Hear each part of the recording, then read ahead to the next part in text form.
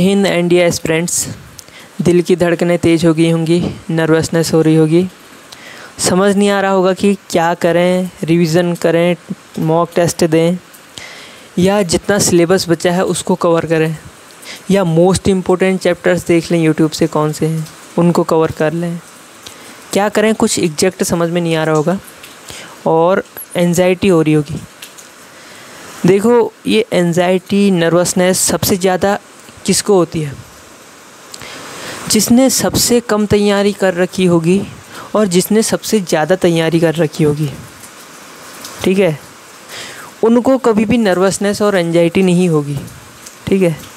लेकिन जो बीच के होंगे ना, जो कट ऑफ के आसपास घूम रहे होंगे, उनको सबसे ज़्यादा नर्वसनेस होती है, एंजाइटी भी उनको ज़्यादा होती है।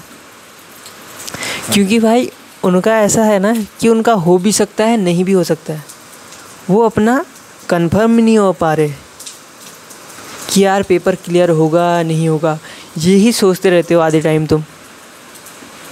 तो फिर कैसे पेपर क्लियर होगा? जो बॉर्डर लाइन पे है ना,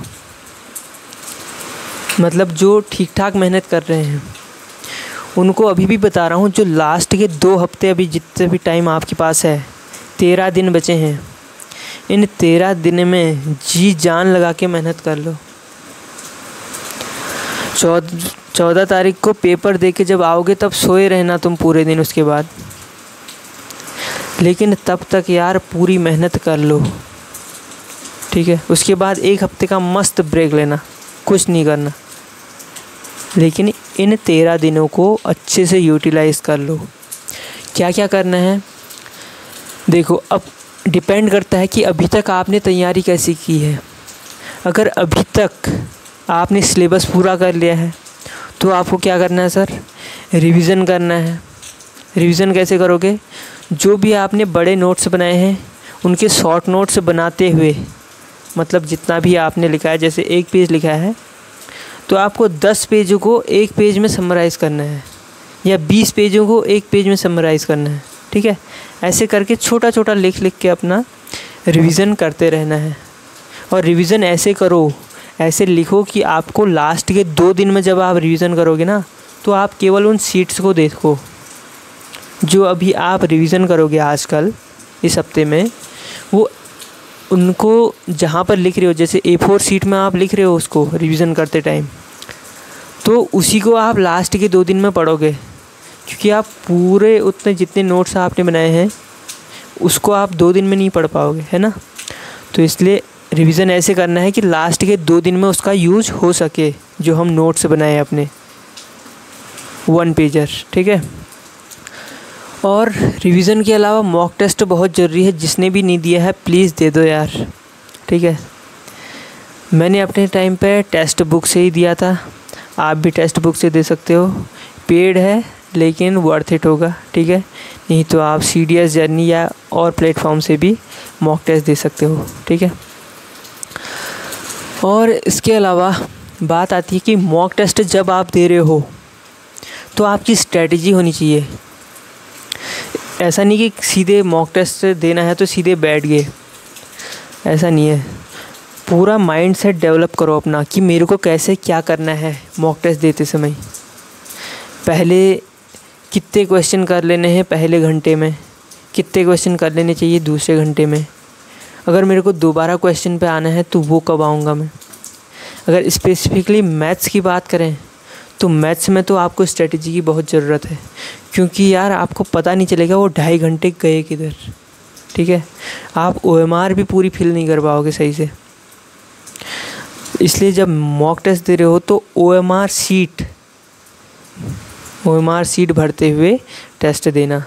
मैंने टेलीग्राम ग्रुप पर आपको OMR सीट प्रोवाइड भी की है, उससे आप प्रैक्टिस कर सकते हो, ठीक है। बिना OMR के मॉक टेस्ट दे रहे हो, वो भी मैथ्स का, तो भाई वहाँ दिक्कत होगी, सच में कह रहा हूँ, ठीक है। तो OMR में प्रैक्टिस करना, और जब आप मॉक टेस्ट दे रहे हो उसके बाद एनालाइज़ करना कि यार मैं कहाँ पर इम्प्रूव कर सकता हूँ।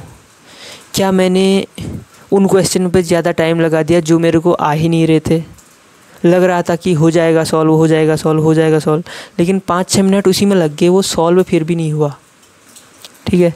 या हो भी गया तो क्या मैं उसको स्किप करके 2-3 और सवाल कर सकता था जो इजी थे, जो लास्ट में मेरे से छूट गए थे।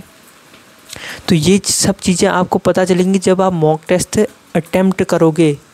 बार बार जब आप अटेम्प्ट करोगे ना मॉक टेस्ट, तो आपको ये चीज़ें खुद ही रियलाइज़ होंगी कि यार मैं पहले पूरा क्वेश्चन पेपर गो थ्रू कर लेता हूँ 2 घंटे में, उसके बाद जो ऐसे डिफ़िकल्ट या हार्ड क्वेश्चन है उन पे मैं आऊँगा, या जहाँ पर थोड़ा सा भी डाउट लग जा रहा है कि यार होगा नहीं होगा, थोड़ा सा कन्फ्यूज़न लगता है ना कि देख के ही क्वेश्चन लगता है कि होगा नहीं होगा, कर तो सकता हूँ लेकिन टाइम टेकिंग है, ये दिमाग में थोड़ा बहुत अंदाज़ा आ सकता है, आ जाता है, मतलब अगर प्रैक्टिस है हमारी तो ये चीज़ ध्यान देनी है।